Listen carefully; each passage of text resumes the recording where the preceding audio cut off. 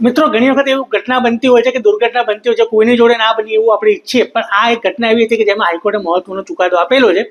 અને એમાં એવું હતું કે એક ભાઈ છે એ રેલવે સ્ટેશને તેમના સગા સંબંધીને મૂકવા માટે ગયેલા, અને એ જ્યારે એમનો સામાન ને બધું આપતા હતા ત્યારે તેમનું મરણ થઈ ગયું હતું. અને રેલવે એ એમનો દાવો નકારી કાઢ્યો હતો.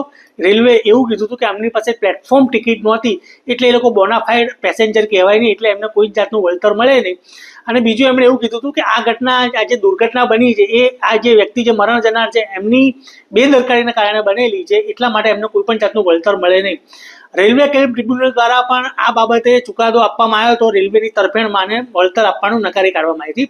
પણ જે વ્યક્તિ જે મરણ જનાર એમના સગાએ ગુજરાત હાઈકોર્ટમાં પિટિશન કરતા, અપીલ કરતા નામદાર ગુજરાત હાઈકોર્ટે ખૂબ જ મહત્વનો ચુકાદો આપ્યો અને આમના સગા સંબંધીને વ્યાજ સાથે 8 લાખ રૂપિયાનું વળતર આપવાનો ચુકાદો આપેલો છે. તો આખો કેસ શું છે એ સમજીએ. આ ઘટના છે ગોંડલ રેલવે સ્ટેશનની, કે જેમાં એક ભાઈ છે એ એમના સગા સંબંધીને મૂકવા જતા હતા 2018માં. ત્યારે એ જ્યારે સામાન આપતા હતા રિલેટિવને, ત્યારે અચાનક ટ્રેન ચાલવા માંડી અને એમાં ટ્રેનની અંદર આવી જતા તેમનું મરણ થયું હતું.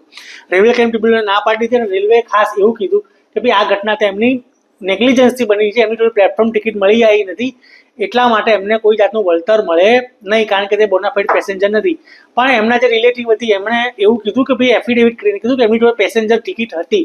તો આ બાબતે તમામ પક્ષકારોને સાંભળીને નામદાર ગુજરાત હાઈકોર્ટે નામદાર સુપ્રીમ કોર્ટનો લેટેસ્ટ ચુકાદો રજની વર્સિસ યુનિયન ઓફ ઇન્ડિયાનો હવાલો આપ્યો અને કીધું કે રેલવે આવી રીતે ટેકનિકાલિટીઝ કરવી જોઈએ નહીં, અને માત્ર એમની જોડે ટિકિટ ના હોય તો એના કારણે જે મરનાર છે એ બોનાફાઇડ પેસેન્જર નથી એવું કહેવાય નહીં. અને કોર્ટે એવું પણ કીધું કે આવા બધા કિસ્સામાં પ્રિન્સિપલ ઓફ પ્રિપોડરન્સ એન્ડ પ્રોબેબિલિટીઝ છે એ વસ્તુ ધ્યાનમાં લેવી જોઈએ, કારણ કે એવું માની લેવું જોઈએ કે અકસ્માત થઈ ગયેલો છે.